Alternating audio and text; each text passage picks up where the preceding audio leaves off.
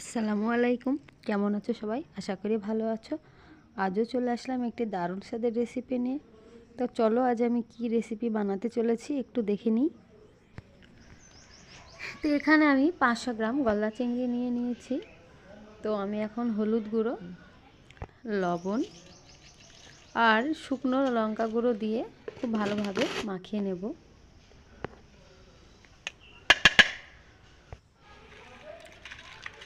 তো এবার আমি খুব ভালোভাবে মাখিয়ে নেব যাতে এই মশলাগুলো মাছের মধ্যে খুব ভালোভাবে যায়, ধরে থাকতে হয় না। তো খুব ভালোভাবে মাখিয়ে নিয়ে আমি 20 মিনিট মতো ঢাকনা দিয়ে রেস্টে রেখে দেবো। তো 20 মিনিট পরে ফিরে আসলাম। এদিকে দেখো মাটির উনুনে আমি কড়াই বসিয়ে দিয়েছি। তো কড়াই গরম হয়ে গেছে, এখন আমি তেল দিয়ে দেব। মাটির উনুনে রান্না করলে কিন্তু আমি এই কালো কড়াইতেই রান্না করি, কারণ মাটির উনুনে এই কড়াইতে রান্না করতে আমার সুবিধা হয়। তো দেখো এখন আমি একে একে মাছগুলো দিয়ে দিচ্ছি।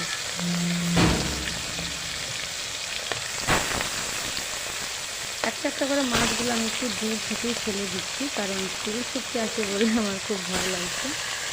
তো এইভাবে মাছগুলো আমি দিয়ে 30 থেকে 35 সেকেন্ড পরে আমি মাছগুলো তুলতে নেব।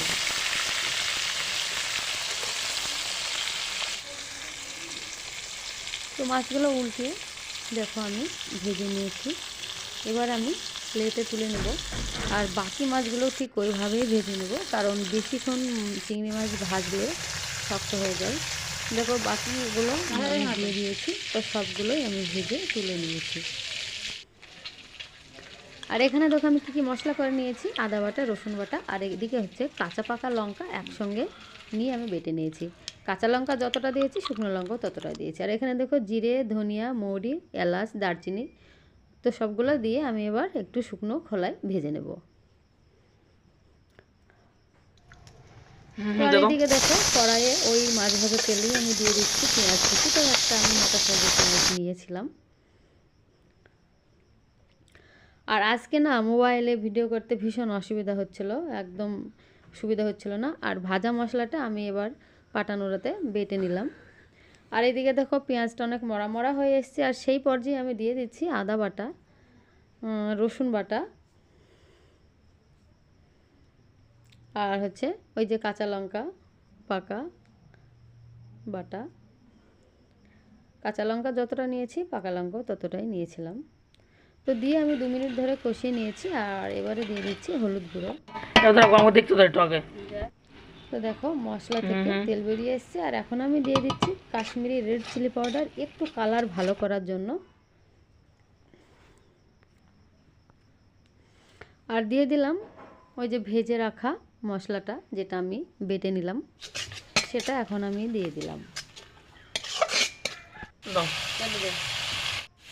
পরিমাণ মতো লবণ দিয়ে দিয়েছি। এবার আমি দিয়ে দিচ্ছি জল। মাছের ঝোলটা আমি খুব বেশি করব না, অল্প পরিমাণেই জল দেব। তো আমি অল্প পরিমাণে জল দিয়ে দিচ্ছি, দেখেই বুঝতে পারছো খুব অল্প পরিমাণ জল দিয়েছি। তো এখন দেখো ফুটে উঠেছে। আর এই মুহূর্তে আমি দিয়ে দিচ্ছি ভেজে রাখা মাছগুলো। মাটির উনুনে রান্নার স্বাদ কিন্তু ভীষণ ভালো হয়। আর মাটির উনুনে রান্না করলে আমি এই কালো কড়াইতেই রান্না করব। দেখো মাছ রান্না প্রায় হয়ে এসেছে। তো আরও আমি কিছুক্ষণ ফুটিয়ে নেব।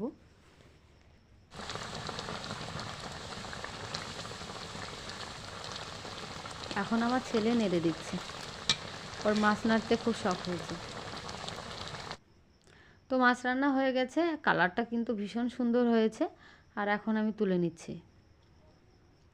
তো আজকের রেসিপিটি ভালো লাগলে অবশ্যই লাইক, শেয়ার, কমেন্ট করো। আর আমার চ্যানেলটি সাবস্ক্রাইব করে বন্ধু হয়ে আমার পাশে থেকো। আর চ্যানেলে যারা নতুন আসছো, অবশ্যই আমার চ্যানেলটি সাবস্ক্রাইব করে নিও। আর ভিডিওটি দেখা শুরুতেই একটি লাইক দিয়ে ভিডিওটি দেখে নিও। তো দেখো আমার ছেলে খাবার জন্য ছটফট করছে। আর এখন আমি থালে ভাত বেড়ে নিয়েছি।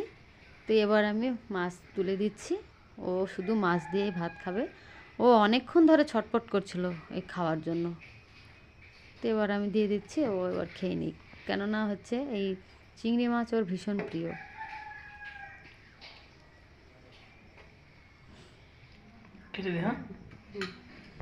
আমারও খেতে ইচ্ছে ভালো লাগলে অবশ্যই লাইক শেয়ার কমেন্ট করো, আর আমার চ্যানেলটিকে সাবস্ক্রাইব করে আমার পাশে থেকো।